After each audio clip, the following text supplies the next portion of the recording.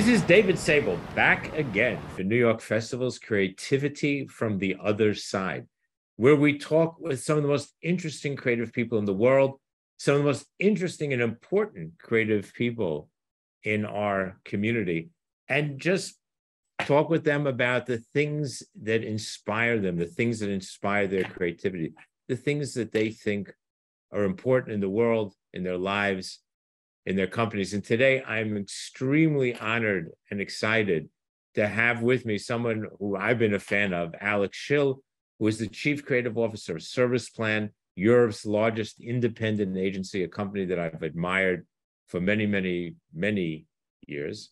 And Alex, welcome. And you are now officially FOD, friend of David, and look forward to having a nice chat with you. Yeah, hey David, so good to talk to you and to see you. More than happy to be here and very humbled about your words. Thanks. Well, don't be humbled because they're well deserved. So I have so much I want to talk to you about, but here's the first question I have to ask. What is your favorite motorbike? I know you've got a collection of historic motorbikes and you race. What's your favorite? Tell me it's an Indian and I'll be really excited, but it can be anything you want.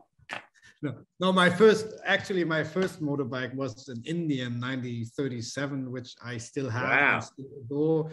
But my favorite bike actually is my racing bike, which is a Harley Davidson Knucklehead from 1939, which I have. So don't put that interview too much out there because I tweaked a little bit on the engine, which is obviously not really allowed for the races, but you know, everyone does. It looks from the outside, it looks like it is like not touched for 70 years, but everyone is trying to do something in the inside. So, and I really adore this bike because it's really, really fast and it's really, really agile in a way. And it has a lot of history on its back already, which I really like. Well, that's amazing. That says a lot about you. And I think we're going to follow that down. So the racing, how does that inspire you? Well, actually the racing, so just to give a little bit of feedback on that. So I'm collecting the bikes from the 30s to the 40s, which I really like. I think it's an amazing time. A lot of things happened during these years. And I'm racing on the beach, so it's just like one-on-one beach races. Which is close to New York. It's the Race of Gentlemen in New Jersey, which is the mother of all racing. And next time you come, you have to tell me so I can come. Yeah, you have to come. It's in New Jersey. It's in Wildwood. On the I know beach. exactly. Oh my God! All right, okay. It's always directly on the beach. It's just like 2 meters away from the sea, and we're going really fast one-on-one. So I'm going to be in your pit crew. I'm just telling you. Sorry? I'm going to be in your pit crew. Yeah, no. The funny thing is, they know me they always call me just the German guy because not so many people, fly in their bikes from another continent to race that race. And actually, I'm always going only with my bike on my own, and I'm riding the bike to the beach. I'm doing the races on the beach, and then I take my bike back to the home I rent. And usually there are some guys, they always bring big pit crews, and they do the bike on the race and they optimize everything during the race. But actually, back to your question, is like the racing is something. It is about the bikes more than if I win the race or if I lose the race. It's more, again, it's about the community, about the people, and to care about the bikes and to respect the other bikes. And this is something which is truly an amazing atmosphere to be there. Everyone is helping the other one, even if we are racing against each other. It's a big community of I help you to fix your bike if something breaks without being asked. So it's an amazing community coming together. And I think this is something that really gives me something back to see, like, we are all humans, even if we are competing to each other, we are all humans, we help each other, we are one big community. And it was like, once there was a terrible accident and everyone, we stopped immediately racing. Everyone was taking care about the guy who was brought to hospital, took care about the family and things like that. So I think this is what really drives me, and in a way comes back also to what drives me in business or my family life or friends, something like that. Yeah, so I was going to go there with that because I think it seems to me to be very redolent of who you are. When you talk about creativity for good, I like the notion, what you call uber creativity, what in America or in England they call integration, which doesn't sound, when you think about uber creativity and the way you look at the House of Communications, and I know you're opening a new one in Munich, that's it. Just there's a because of the German, because of the words, it means way more than integration. Yeah, that's what I just wanted to say. It means more to us than integration. Integration means that we are putting the different disciplines together and we work together for one target. With Uber creativity, we see it definitely wider. So we define it as when different cultures come together, when different sexual orientations come together, when different languages come together, and all the background. So it's not only about the business. So we strongly believe that teams are, but I think this everyone would agree that, you know, teams are way stronger if we bring in different backgrounds, different seniority. So we bring in juniors as well as seniors just to get different aspects on the same problem, and different, only different nationalities or sexual orientations. I think this is just, not only because we want to treat everyone equal, but I think the product definitely gets better because it gets, you know, reflected from every angle of society. And, you know, we want to reach society and we do not want to do advertising for the advertising business. So I think this is way more than working integrated. It's what we call Uber creativity in all the different angles. Which I love, because I never liked the word integration. So maybe let's just segue for a second and then I'll go back to some other questions, but just play that out into how you've structured the House of Communications and how that looks and how many of them do you have? You plan to roll them out to every country? Yeah, so we are, I think actually we are in 15 countries and we have probably something around 25 houses of communication, what we call houses of communication, which is basically, the House of Communication is basically three, well, I have to call them still columns, but it's like Serviceplan for creative and idea. We have Planet, which is for the digital part, and we have Media Plus for the media. So we strongly believe that at least these three, creative, data technology and media and content, must work together. So we can't separate them anymore. So we will have in any country, and also if we enter a country, we always go with these three companies, which is at the beginning mostly a little bit more expensive because you don't have business for all of them, but we have to treat the challenges that we have from all the different angles. So we can't talk about an idea without reflecting on the media or the technology to reach everyone. So I think everyone would agree on that, and everyone tries to find a system to get everything together. We call it houses of communication, which brings at least all the disciplines together. And what we then do is that we start to mix the houses of communication if we want to bring in different cultures. So if we want to have an aspect from Spain into a challenge that we have in Germany, then we pick teams from the Spanish house of communication and bring it in to replace the ones in the German house of communication, so that we just mix it up. But it is way more, even this is already way more than traditionally integrating, you know, whatever integrating means. It's like, we strongly believe that the different disciplines, the different cultures, different nationalities and stuff like that, it has to work together. And this is the DNA of the agency. So it was actually founded that way. And that is why we are called Serviceplan. So if you would ask me why we have this stupid name Serviceplan, but maybe you just ask me the question why we have this stupid name, I can tell you, because it's a great story. Go for it. Go for it. Okay, wait. I have this in my office, and actually we have this stupid name Serviceplan because when we were founded 51 years or 52 years ago, the founder, Mr. Haller, he went to his clients with this, which is a service plan. So this is actually the thing. I got it when I started with Serviceplan. I got this from the archives, and he went to the client with this, and this already says, like 52 years ago, it says like it's about production. It's about the production politics. It's about distribution. It's about the communication. So it's 52 years ago, he already worked on this, and this was the proof. This is why we are called Serviceplan, because Serviceplan is not actually a name, it is more the concept behind the agency, that we create a plan how to serve the problem. And this is why we're called Serviceplan. And basically, this is the DNA of the company. So we were not founded as a creative hotshop, as a digital agency, as a media agency. We were founded as a system that finds the right angle to solve the problem. Which I love. I think that's really amazing. And the fact is, you are solving the problem.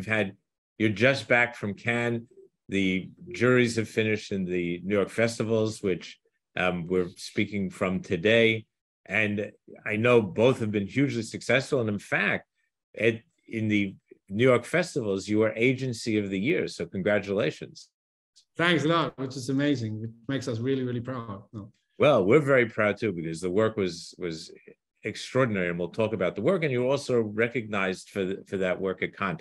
So let's just talk a second about award shows in general, and the importance of award shows, the importance of being in a show. Because here you are, you were in Cannes. You've also entered into New York festivals. How do you view the importance of the shows today?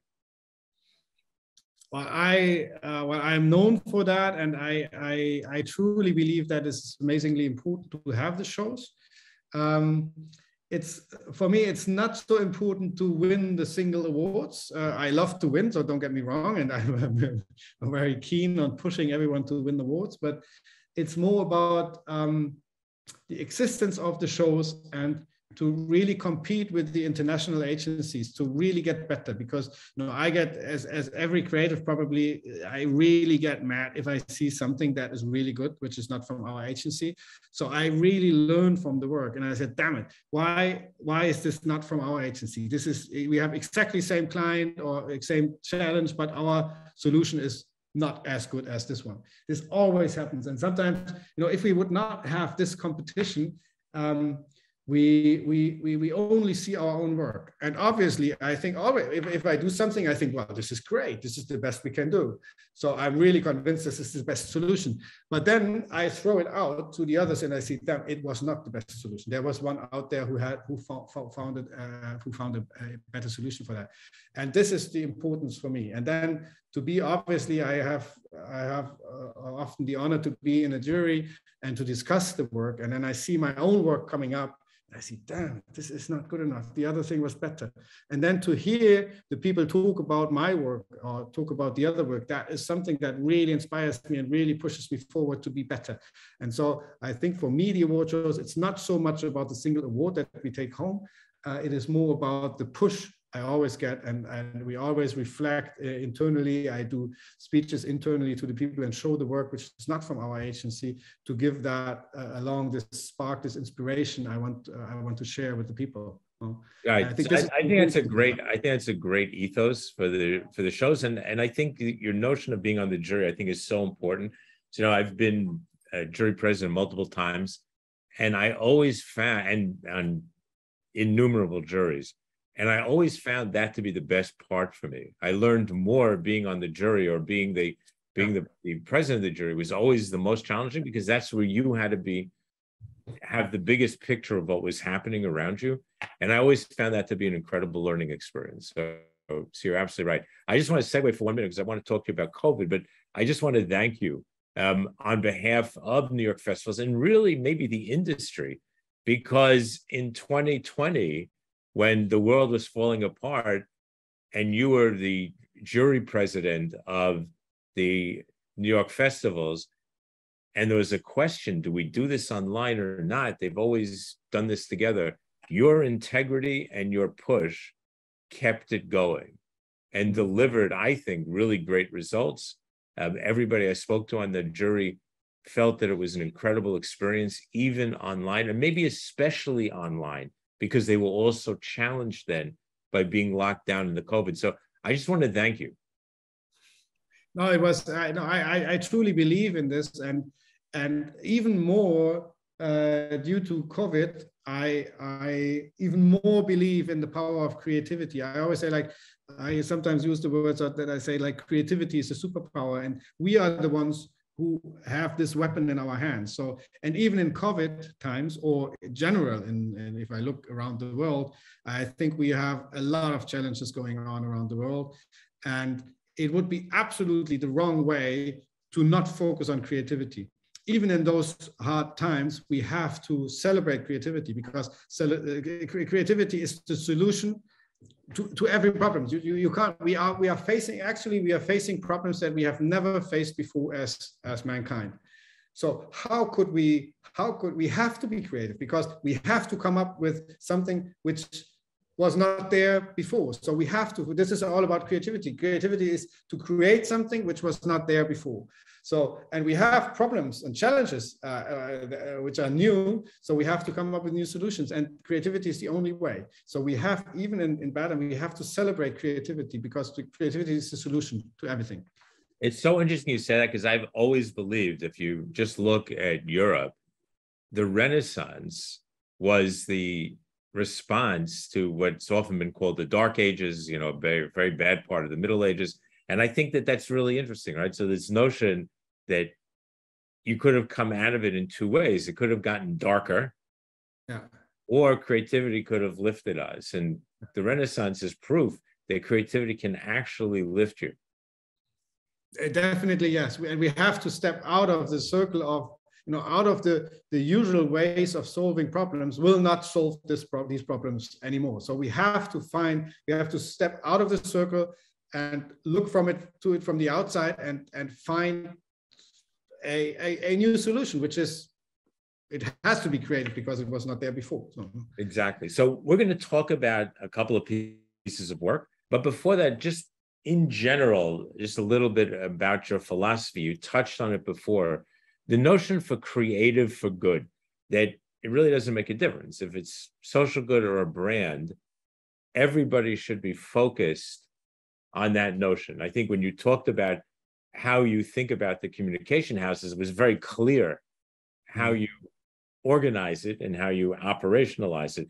But just say a few words about how that, I'm a brand, whoever I am, I'm a bar of soap, and I got to sell my product. Yeah. Very nice that you believe in social good, but tell me how creative for good helps me. Yeah, it's not only, I know I'm always like quoted in this area of creativity for good and things like that. But I want to broaden the view maybe a little bit, because again, I think the world is facing huge challenges actually. And I believe that a big agency like ours, or big clients that are out there, we have the duty to be part of society and be part of solving these challenges that we have. Because, like, you can go in climate, you can go in diversity issues, or whatever, you name it. And there is no brand and there is no agency that should be allowed to sneak away without focusing or discussing or taking a stand on whatever they believe in. No, whatever. I don't care if they go left or if they go right, and if how their own opinion is on the different matters. But I think the worst thing that we can do as agency as well as a brand is to have no stand and not communicating this. I think this is the duty of everyone. And we have, as agencies, we have the superpower of creativity in our hands. We have to use them, and we have to convince the big brands to use us and the weapons to fight the challenges that are out there. Because sometimes it's really frustrating to watch the news, no? So it's hard, you get hardly good news. I think it's not the time that we are all just laughing and celebrating ourselves. And sometimes I feel bad to go to Cannes and celebrate ourselves for winning lines, stuff like that, because there are huge challenges out there. And a brand has to take a stand.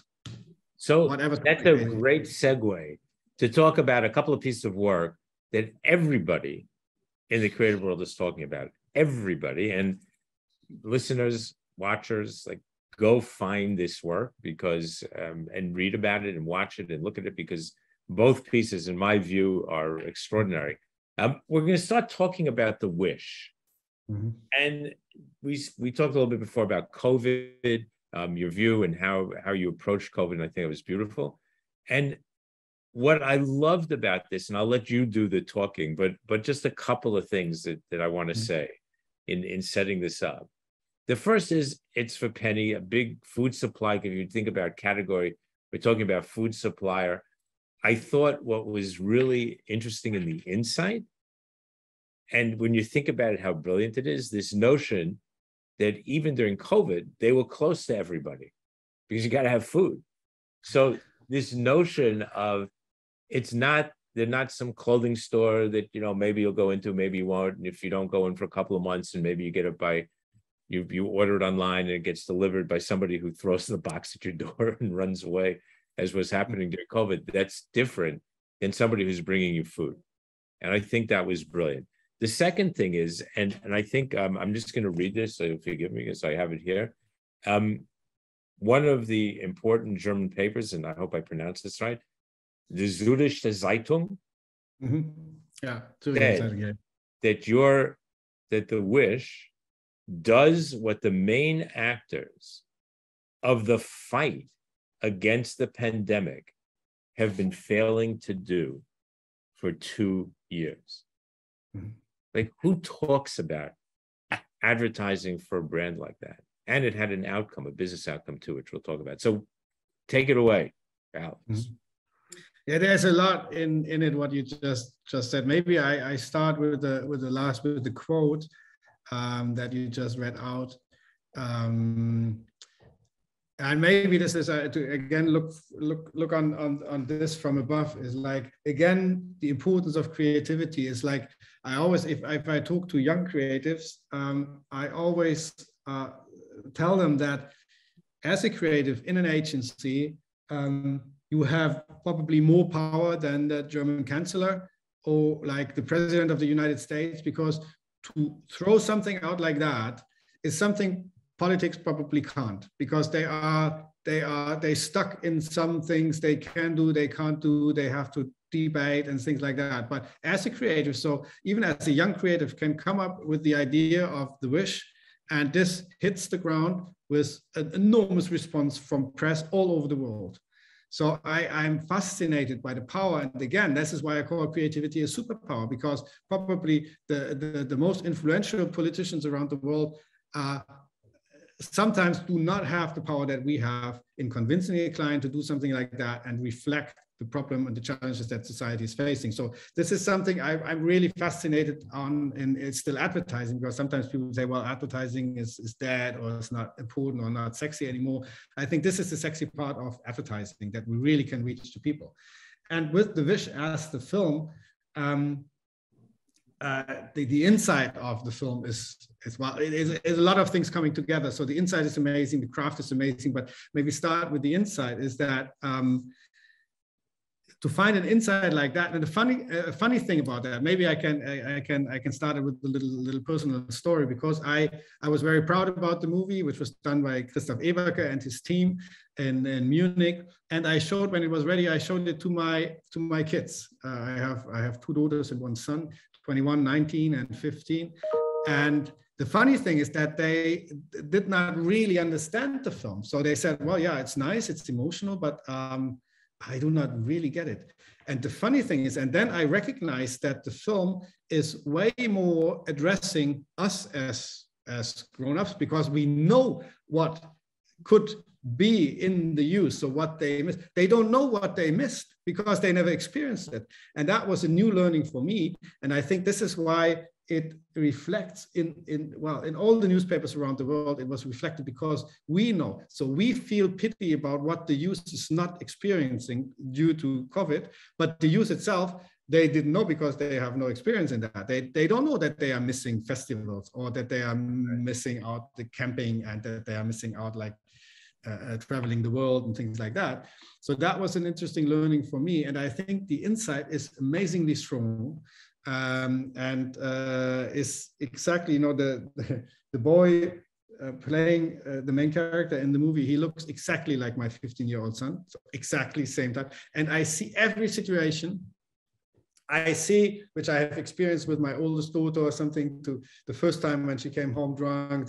So it's so much on spot that everybody knows, and it's an amazing insight. So I think that makes this film so strong and make people cry in the jury. So jurors really start to cry when they watch this film for the first time, because it's and still myself, if I watch it, I'm still very, very touched about that, because it's one big problem in COVID, which was not. I was incredibly touched. I mean, first of all, it's an epic movie in 3.5 minutes. I mean, it's seriously an epic movie. I mean, it which is what I love, because it has an arc, it has a beginning, an end, a middle.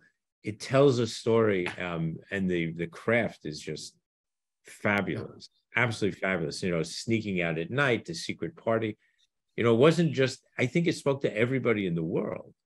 Yeah. It wasn't, because all the things that you showed are things that I experienced as a kid in the US.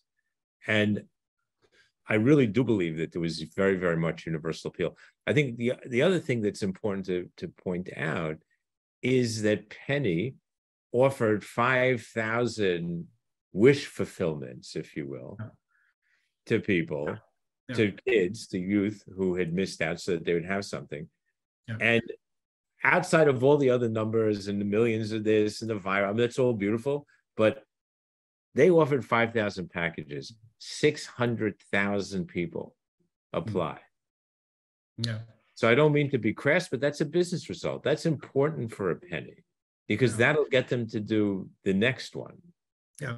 No, I think there's again different aspects on that. So first of all, I think Penny was amazingly brave to that commercial. So we were discussing that up to our board meetings, if we really can, do advertising for Penny by showing drunk young people. So that was amazingly brave that they took that step to go on. And we were not really sure so we were overwhelmed by the success and by the response that we got globally. We thought that even more important is that the film is just the beginning of the campaign. So this is how we structured the campaign, was that the film is just the kickoff for the campaign, and the actual campaign is the doing behind that. So we didn't only want to do advertising and point out a problem or a challenge, but we wanted to solve the thing, which again is something to take a stand. And Penny is well known for taking care about the neighborhoods. So even if it's a huge supermarket, the single supermarket is always caring about the neighborhood. So this is their deep insight, and they really want to understand the people. And so we really wanted to take action. And we thought that the campaign after the commercial is way more important than the commercial itself, because we wanted to help and to talk. And this is what happened. Like, people applied on all the different channels, on TikTok or whatever you name it, and applied for an internship at Penny. They applied for taking part on a festival or taking. So this, I think, is even more important than throwing out an amazingly crafted piece of film. But also to take the action and not only claim something, but do something. Do something. I agree. That's why I was so impressed with it. So that was amazing. Let's move to another piece of work. Also, everybody in the community, in the creative community, knows this piece as well. It's called DotPad. Here, it's a very practical insight, and anybody who's ever dealt with people who are blind or have vision impairment understand this. Braille is hard to come by. It's expensive. It's limited. And so this created a system of tactile graphics for the visually impaired in a very unique partnership with Apple and others. So why don't you tell us a little bit about that? Mm-hmm. Yeah, I'm very happy to do, because for me, Dot is something which is also way more than the pad. So the work with Dot started for us, I think, like 5 or 6 years ago, when the company was founded in Korea. So our Korean office started to work with Dot, and almost from day one, we as a company, we took substantial shares on Dot. So we bought into the company. And we said, well, we come together because the guys in Korea, they understand about the techniques and how to put everything together. And we know a little bit about marketing, if I may say so. So we said, okay, you are doing more or less the product, and we are doing a little bit of the marketing and the design and packaging and stuff like that. And so it was the beginning of an amazingly authentic and true partnership between two companies. So we took it from the watch to the pad to the mini pad to the pad now. We did the Braille Translate, where we added the technology behind it in this case, and they offered us the help to create how to reach the audience. And so it's a long-lasting relationship, which I really, really love, that people come together. So we didn't buy into the company as a private investor to make money with making the company more valuable, but we came together because we have something to bring on the table and they have something to bring on the table. And I think this is something, again, which is fully in my understanding of how we work together in the future. Is like, well, working together is the future. So collaborating is the future. It's not only, we do not have to do everything in our own companies, but we have to collaborate to solve the problems of the world. And finally, the last product now is Uber creativity. Again, it comes back to Uber creativity, because we have to collaborate. The problems are too big. No one can solve it on its own. You know, like, you can have a great technology idea, but you need someone to market it. You need the media to push it out there to reach the people. So we have to collaborate. And this for me is the big example on Dot. And now finally, I think it's the 6th product that we are launching with Dot. It seems to be an amazingly important product for the visually impaired around the world, which is sometimes hard to understand if you do not have this problem. I say, well, okay, now I can feel my signature, or I can feel the Apple logo or whatever, but it is so enormously important for the visually impaired not to be, or to be included in society. So the inclusion thing in general is one of the biggest problems I see in the world, because if there was no exclusion, if we wouldn't exclude people from society or from doing something, then there would be no reason for a fight. You know, if everyone has the access to all knowledge in the world, there would be no fight about, like, you know, between poor and rich, or whatever you name it. So I think inclusion is the biggest topic that we have to solve. And so this product is amazingly important to make the visually impaired feel included in society, so that they have the entry to everything, or diagrams or whatever, which makes them easy to live. And there are actually, as I understand it, millions of dollars of pre-orders for this. True. And it's all, again, and again, you see that we have, like, due to the cooperation with Apple, we have the access to all the apps in the App Store. So this makes it enormously important, this collaboration, so that we have access to something. So this is just, if you want to blame it, you can say it's just hardware. But it's not hardware, because it comes with the cooperation to the access to everything which is in the App Store. So it's not only coming up with a good technology idea or with a nice design or whatever, it is also about everything that is in the back of that, you know? Right, which is amazing, because, I mean, look, we've seen at the award shows years of quote unquote innovative ideas and whatever, that the next year everybody forgets about. I think the fact that you came in with orders is one of the things that I think impressed everybody as much as it did. So we look forward to watching the growth of the product and seeing how it goes. One last question. You were born with a Canadian passport. True. Yeah, this is a funny thing, which is, I think someone once wrote it a couple of years ago, but I was never really aware of that. But my mom, she comes from Ecuador, so she was born in Quito, in Ecuador, and she got to know my father, who is a German, in Canada, and then they got married and moved to Germany. So I grew up in Germany, but I have a Canadian passport due to my mother's passport, and she's Canadian. But the funny thing on this is that someone once said that, you know, combining the Ecuadorian emotions, together with my father, who was raised in the most German part of Germany, is an interesting mix of, again, you can call it immigrants. It's a mix of cultures and ways to look on things. And I learned from both of them a lot. So the rational part from my father, obviously, he was very, very numbers driven and very, why are you doing this? And my mother only said like, yeah, do it. And so I think combining these two angles of the world maybe helped me to find my way through it and to find my targets and the way I approach things, because it's always kind of the mixture of, having wings to fly, but also having the wheels to land the plane. So it's always kind of the mixture of both, which makes us successful in a way, because it's not, to be too rational will not solve anything, and to be too emotional will also not solve anything. So we have to come together and find the best way to mix everything to a good solution. So. And what an amazing way to end. And I hope everybody, just to sort of recap, this notion of coming together, of what you've called uber creativity, of solving problems by not just integrating resources or experience and agency, but looking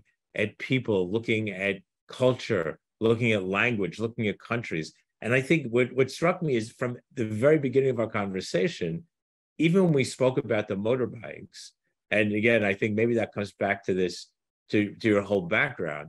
So the obvious side of the engine, the beauty of the design, but what you spoke about as well was the community and coming together and cheering on someone else and helping other people. I think that really, for me, set in motion the rest of our conversation. Mm-hmm. So you heard today, friends, about uber creativity.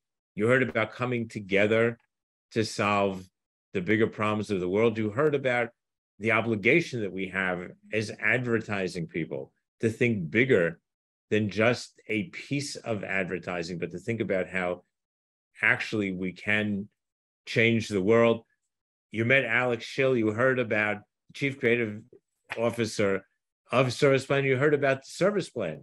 So from the very beginning, set up to solve problems.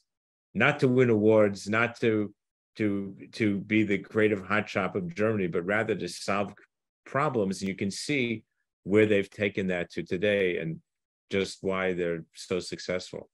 So, Alex, thank you so much for spending this time with us. And just so you know, together with all of the trunk full of statues and medals and all kinds of stuff that you're going to get for us for having won all those awards, you are also going to get a great T-shirt that is which is more important than all the awards. I'm looking very and I much want a picture of you wearing it. I want to see you post it.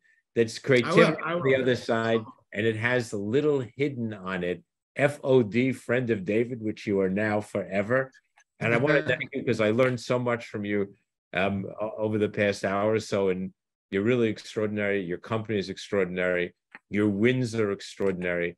But I think most importantly, your ethos is just quite extraordinary.